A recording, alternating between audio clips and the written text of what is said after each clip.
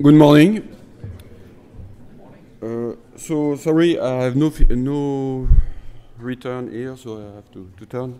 So I will try to be focused on the slides. So I would like to present you,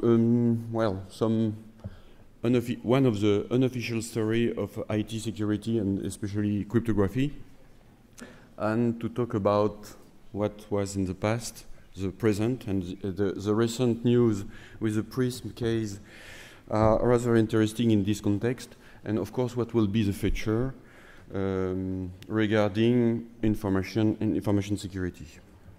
So the first question is, do you just ask the question, is it possible to enable total security for everyone?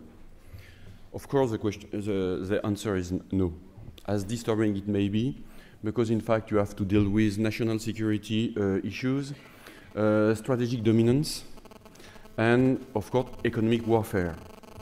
The Iron Curtain has fallen in 1989, but the Cold War has been replaced by another form of war, which is economic warfare. So in fact, in this context, it is very important to keep in mind that we cannot live without control. The problem is who is enforcing this control. I would like to show you a few examples among many others. I have gathered many information about backdoors and so on. So the first one, we are hearing very much about backdoors in Huawei and ZTE equipment. Well, but probably less about Cisco backdoors. The problem is by which I want to be monitored. Unfortunately, in France, we have no longer Alcatel router. We have to choose between Chinese and US, and for me, it's very disturbing.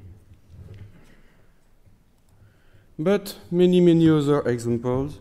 For example, Canada and equipment, backdoor at the hardware level. I remember that Canada was a founding member of the Echelon network. Another one.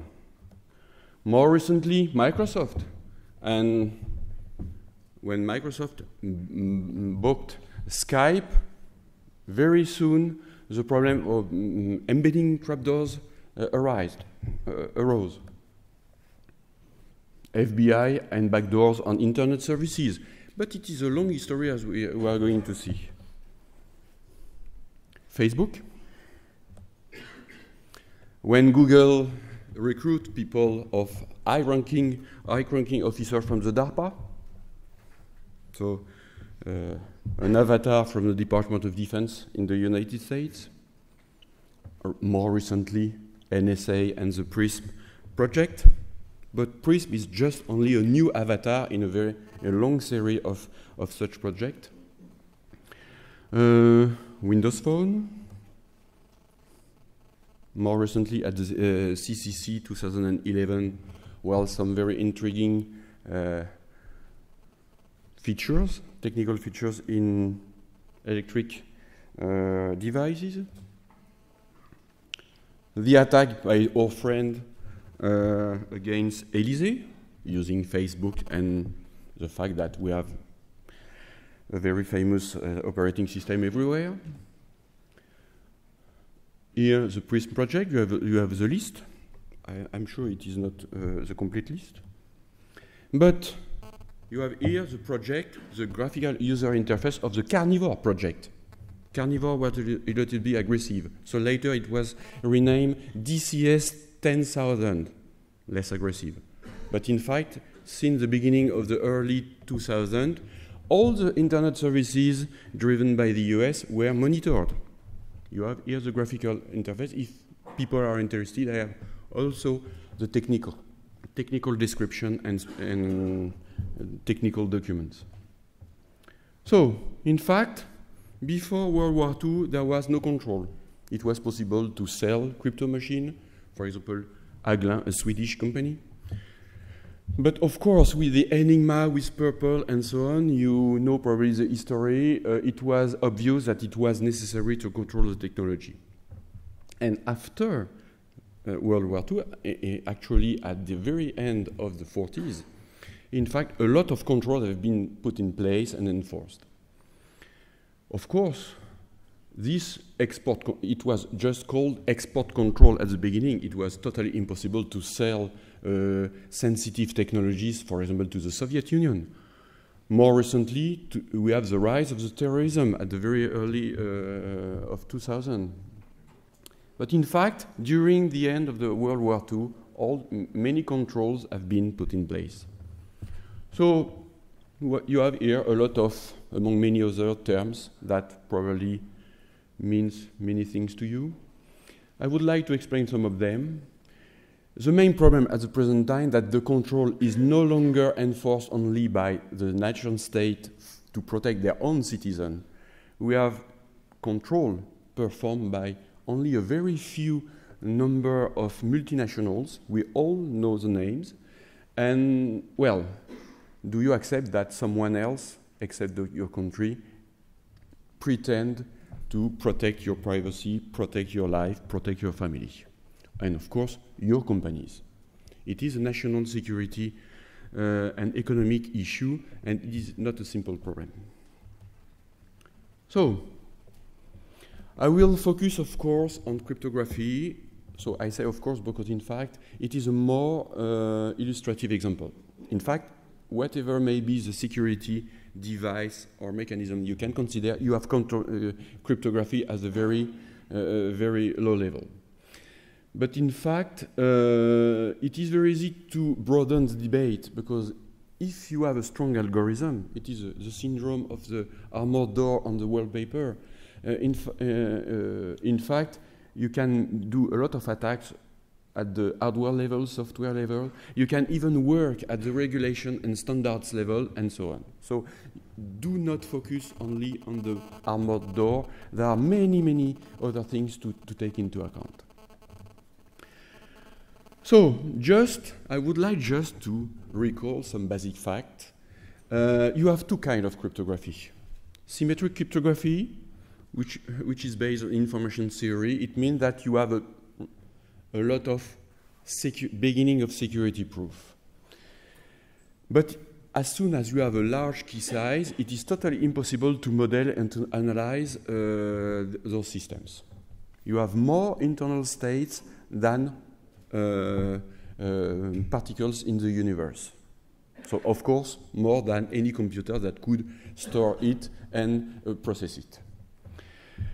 Asymmetric cryptography, which is very famous by now, what you know under the name public key, in fact, we have absolutely no proof of security. It is one of the biggest, most famous mathematical problems, which is open, still open. There is $1 million who will be able to solve it. It means, in fact, the problem is P equal to NP. In more familiar terms, does difficult problem really exist or not? It is an open problem. But all the security of asymmetric cryptography is based on that assumption. And what is very interesting, and not to say surprising, that nowadays, when you are unable to prove the insecurity of something, it is a proof of security.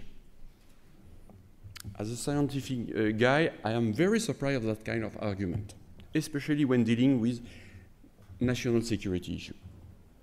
So, honestly, we don't have any security proof regarding asymmetric cryptography. So, the aim is to present some of the aspects. Of course, I have a limited time, but I would like to make you think upon different issues. And the last line is interesting. Sometimes questions are more interesting than answers, because most of the nation state won't give you the answers. You have just to grab into the official and unofficial documentation to make your own mind. I've worked extensively on that point on those problems during nearly 20 years, so I would like to make some sort of summary. But of course, you are free to think differently. So, first, from the end of the World War II to around 1975. So recall it was during the Cold War. In fact, it was clear that it was necessary to prevent the spread of sensitive technology. But sensitive technology is not only cryptographic algorithm, it is GPS, for example. GPS was for a very long time limited. You have telecommunications, equipment, routers, were even computers, and so on. So, in fact, the project was a COCOM, which was the first international agreement to limit the spread of technology. And very surprising, in the United States, it was forbidden, for example, to export computers and supercomputers to France. During the 70s, France was already considered the rogue nation by the US. That's why the Japanese tried to develop an alternative in supercomputing with Fujitsu. But for a very long time, it was impossible in France to buy a Cray supercomputer. And even at the processor level, some instructions were, it was not possible to buy them when hard-coded. It was possible to have just emulated version. For example, the popcount instruction who count the number of one in a word. Very sensitive instruction when you do cryptanalysis. Well, so in fact, you have many facts, and we will come back to the crypto ID case, and you will see what we can think about this. Then the next phase, which you have, it was a phase when, during which the terrorism was rising, and of course it was the end of Cold War era. And of course, the classical backdoor, I mean, for example, mathematical backdoors and implementation backdoor were no longer possible. So, nation state applied a very simple principle: never put all your eggs inside basket. Diversify your approach. So, in 1994, I will speak again about that. The Wassenaar Agreement has replaced the COCOM, enlarging the control and making mandatory the application in each signing members. And a number of projects, at the present time we are speaking of PRISM, but PRISM, a very early avatar, was Socrates project, initiating with the Reagan 1982 discourse. You can read this discourse, it's very interesting. You have the evolution of the World Trade Agreement. We make mandatory to open your market, for example, to Cisco routers. Echelon, and the European community was very concerned about the fact that some antennas of Echelon were located in England, a member of the European community. And the academics enter the game, and they say, okay, we are the modern cryptology.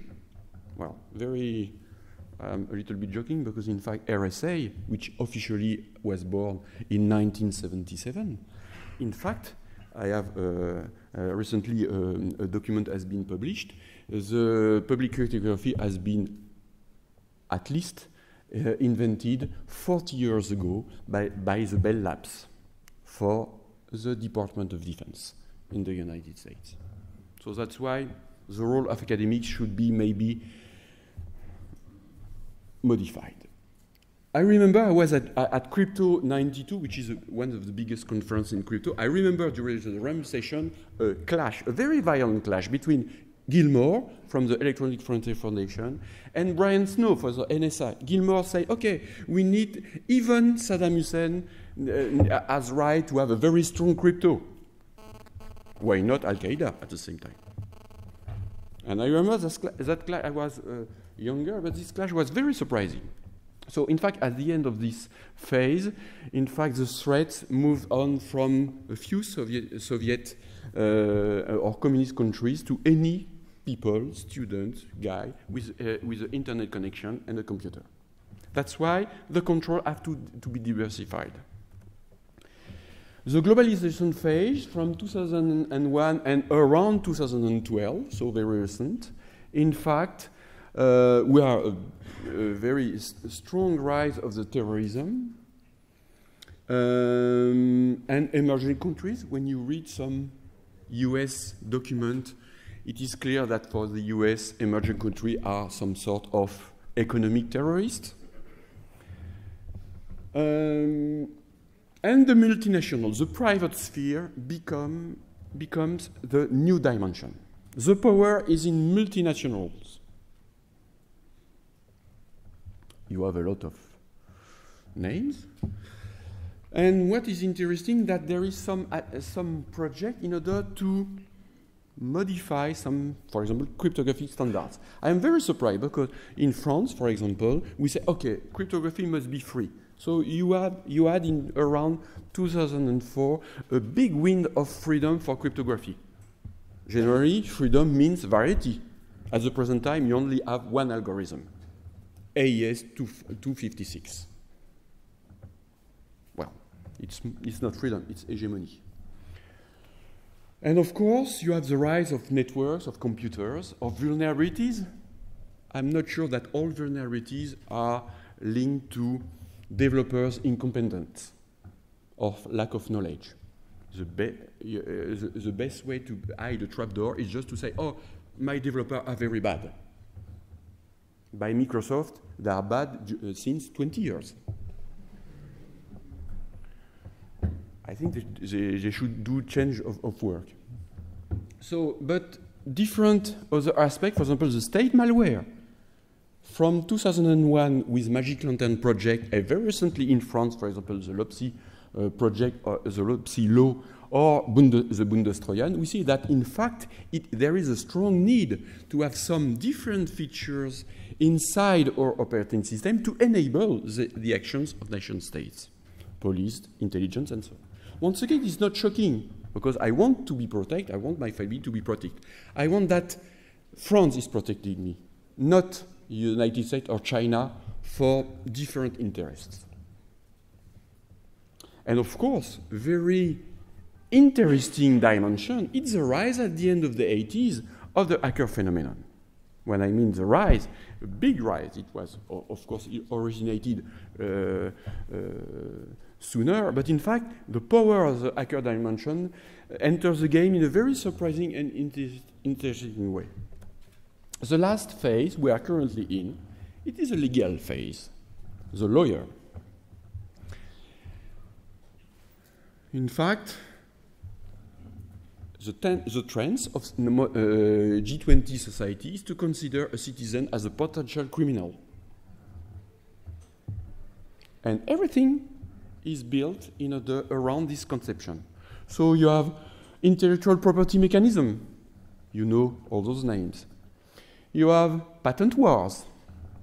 And I think that Apple is probably stronger in law than probably in techniques. Software patents, war of standards. License agreement, honestly, you should read your license agreement. I don't think that you, unless being totally drunken, you would accept that you are accepting by installing software. Read your license agreement. Industrial agreement turning into monopolies. I am very terrified about the seizure of the Microsoft and Intel about the UEFI mechanism. Will it be possible to install Linux freely without being signed before by Microsoft? It is an open question. Cybercriminality regulation and so on. And of course, especially in France, the demonization of hackers. The recent case of Vulpen or Cause-Int are very illustrative in this respect. So, the case of cryptology. In fact, you have many controls, and all G20 countries have enforced this control. It is very interesting. For example, you have this link, so the slide will be available, you will have everything. So, but for example, here, you have the list of all crypto regulations, and I think that you should go here. You have all the regulations with all the text. All countries are nowadays controlling cryptography. So you will see all the text. There are plenty of them. But there is one mother regulation. The mother regulation,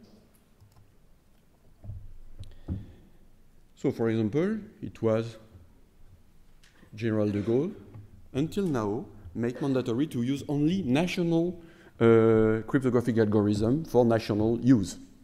I'm not sure that with NATO this is possible in the next few years. And the Wassenaar Agreement, very interesting. It is an international agreement. It is a mother regulation. You have here the list of the countries who are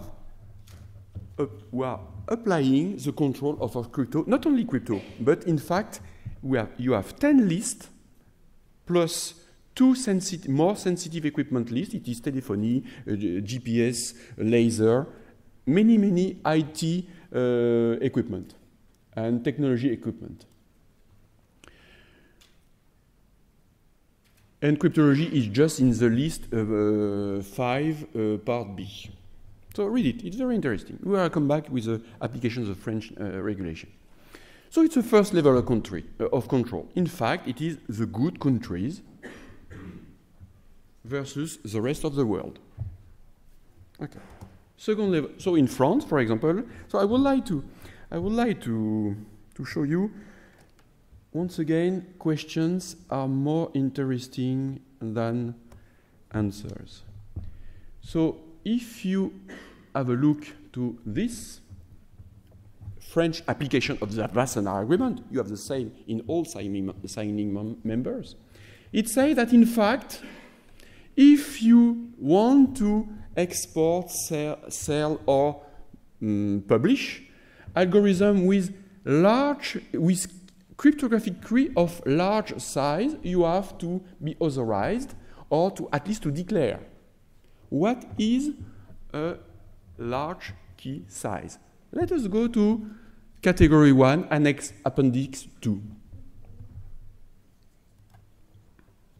But once again, it is an application of the US emanation law.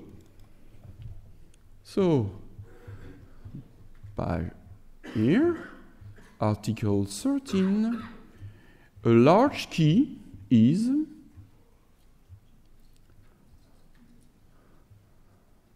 more than 56 bits for symmetric crypto and 512. It means that if you sell AES 256, you are violating most of the G20 countries' law, unless there is some sort of other control, thanks to the IT community and IT vendors. And we come back to the fact that a cryptographic algorithm is just an armored door. If you install it on a weak wall, or if you let the window open, your armored door will be nothing. In fact, it is the evolution of the technology, the IT world, which make possible the control. So once again, the questions are more interesting than answers. Okay. So the practical application, any equipment, sensitive equipment has backdoors in a way or another. It's very difficult for NATO countries, but in fact they have now to comply to the rule, and in fact, in the context of interoperability, you have to use US equipment. And you have 3 of the most famous, but it is mandatory to equip when you are a NATO country with Cisco routers, with McAfee antivirus, and with Microsoft operating system. The second level of control is the USA versus the rest of the world. And I will just quote a French member of the French Parliament who was a specialist of defense issues, and he said that in fact the power of a country lies in the ability to impose standards. Many things are played at the certification and standardization board. Well, for example, during the AES contest, it was mandatory to submit a block cipher technology. It was not the problem of AES in itself. It was the standard, cryptography standards which should be considered. Third level of control, very interesting, was the academic world. The academic world pretended to be independent. In fact, it was just a scientific backing, a smoke screen. When you deal with very complex from an algorithm, from a complex from a combinatorial point of view, it is totally impossible to store all the internal states, to study them. It is totally impossible. And in fact, the lack of proof of insecurity becomes de facto a proof of security. Read all the scientific paper. In fact, what they call provable security is just the inability to prove insecurity. In fact, who are ruling the game? The industry and the nation states. That's why you have only AES 256 in all equipment, software, and so on. Very interesting about, it is a Ross estimation, but which is probably rather accurate. Only 20% of cryptographic research is published. Even in our lab, we don't publish anything we find. So you could say, okay, indeed, the academic community is independent. No, because in fact, there are a lot of ways to control it. The publish or perish effect. If you analyze the way papers are selected, you have to follow some fashion topics, or some topics are systematically rejected. For example, Boolean functions, and some modelization of discrete mathematics. The control by money. Have a look to IT security papers. You find at the bottom NSF, National Science Foundation grant. National Security Agency grant. You can go on the NSA website and you will find all the scientific projects that the US DoD and NSA are financing. So the question is, are you really free to search and publish on any kind of topic? The answer is no. I'm not sure that anyone would find a polynomial time factorial algorithm could do it. So, if we come back to cryptography industry after World War II, in fact, you have still nowadays most of the processing crypto machine and crypto equipment in the world. And of course, there are many people, 2 or 3 countries who are missing, very surprisingly. I would like to come back to the case of CryptoAG. It is a case that I know I have worked on during many years. In fact, during the last 50 years, CryptoAG, a Swiss company, so Switzerland, it is only the country of chocolate and cocoas and cheese. It was the country of crypto machines for governmental use. It was they hold 90% of the market. Around 120 countries were using a crypto machine from CryptoAG. And in 1995, the Hans Buller case, thanks to the Iranian government, in fact, changed the face of the world regarding cryptography. You have here, so it was a top representative of CryptoAG, and he revealed that in fact, during 50 years, all the crypto machines sent to 120 countries were trapped at the implementation level or the mathematical level. And you should read his book. It was long before Julian Assange, a whistleblower.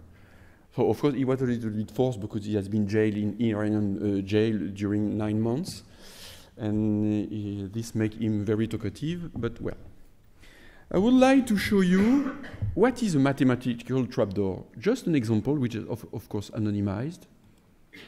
No, sorry, it is here. It is mathematics.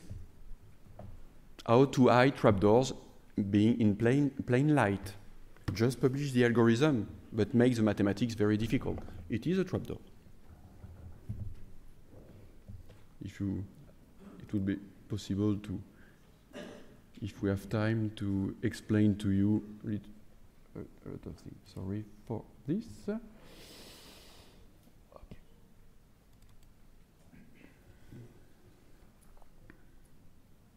Okay.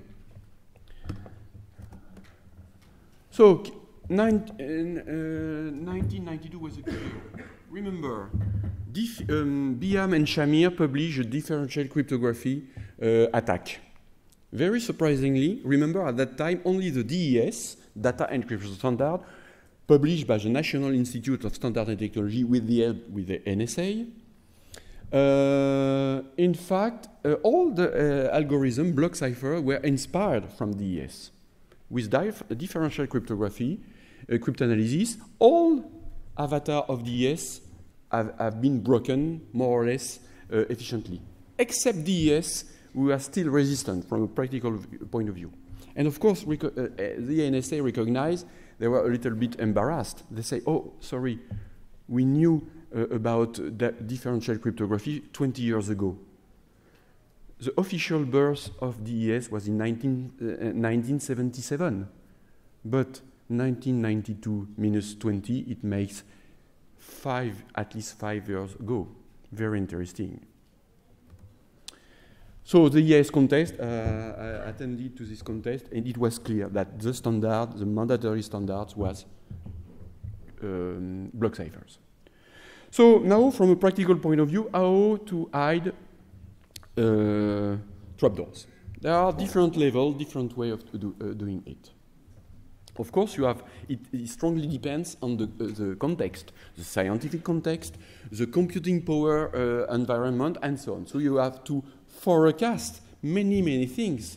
For example, remember that during the AES contest, the algorithm must be secure for at least 30 years until 100 years. You can read the technical documentation and the political documentation of the AES contest. It is written inside. Well, so you have to do a lot of interpolation and forecast. First, of course, between the first phase, it was very easy. There was no academic community. Everything was obscure, security by obscurity, just buy and trust me. So it was very easy. And of course, we come back to the CryptoAG case.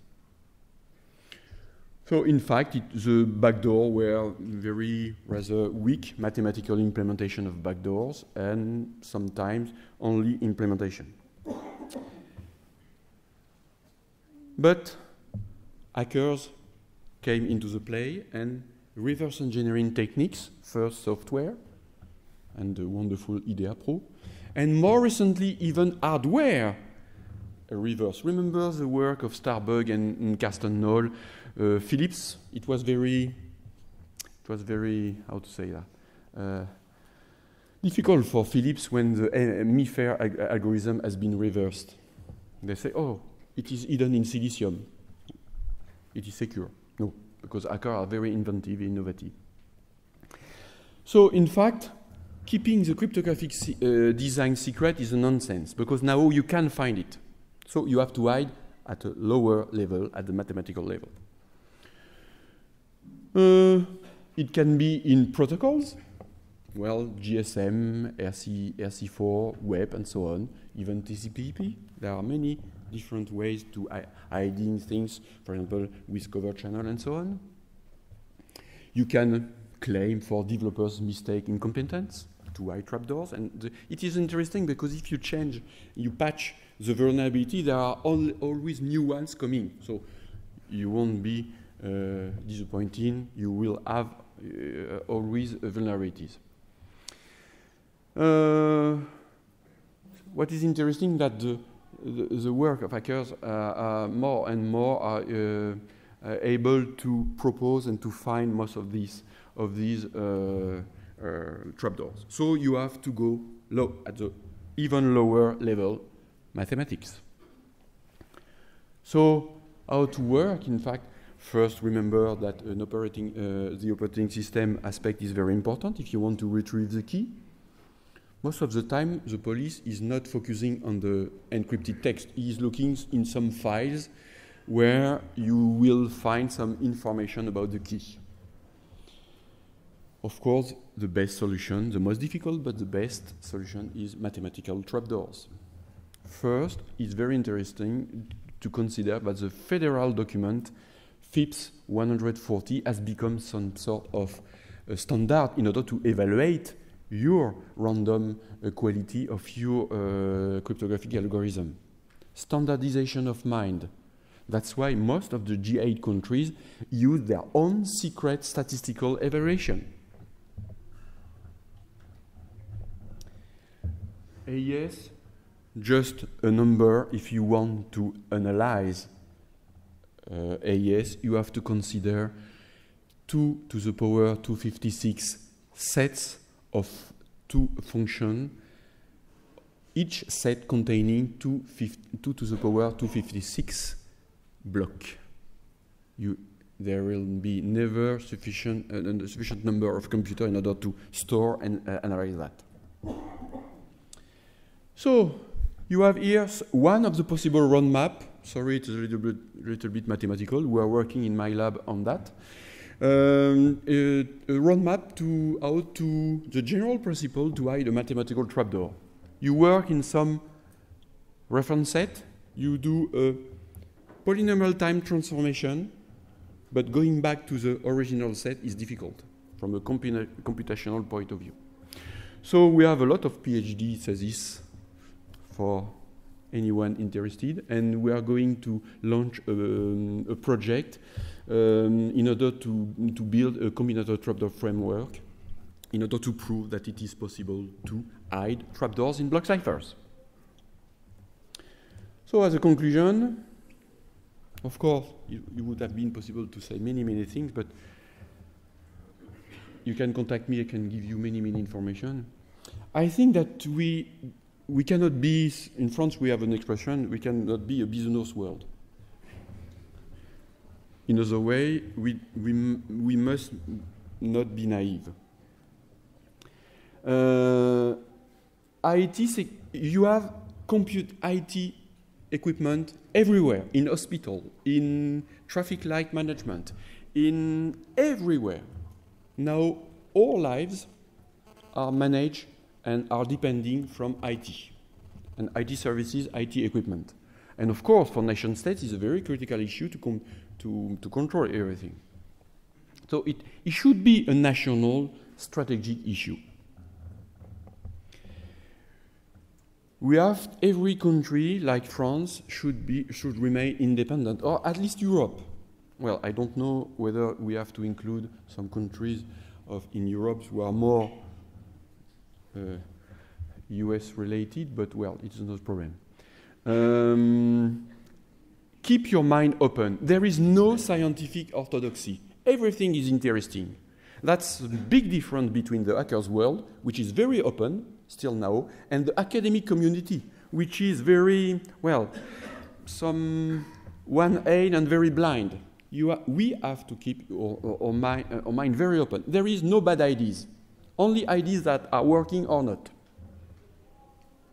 And I'm convinced that having a large hacker community will be a critical national issue for every country who would be interested in that. I think that the best example is Germany. Germany, from the very early of 1980, has organized its hacker community in a very interesting way. And, well, I think that the future should not be in multinational hands. It's a society issue. It must be in your hands, in my hands, in every citizen's hands. We cannot subcontract our security to multinationals. And very recently with the PRISM project, there are the counter-PRISM project. I strongly advise you to go. You have the choice. You are free not to use Facebook, not to use Apple, not to use Microsoft. be aware that there are alternatives. But the security is your issue, is your problem.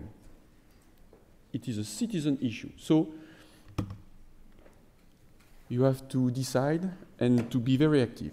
Don't let other people to think for you and to take decisions for you. Quite in time.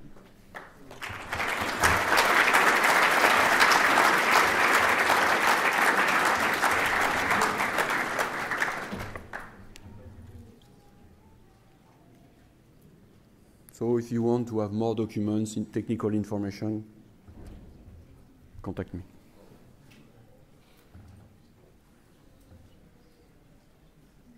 No question? So the slide will be available. I will see with the organizer how to make them public.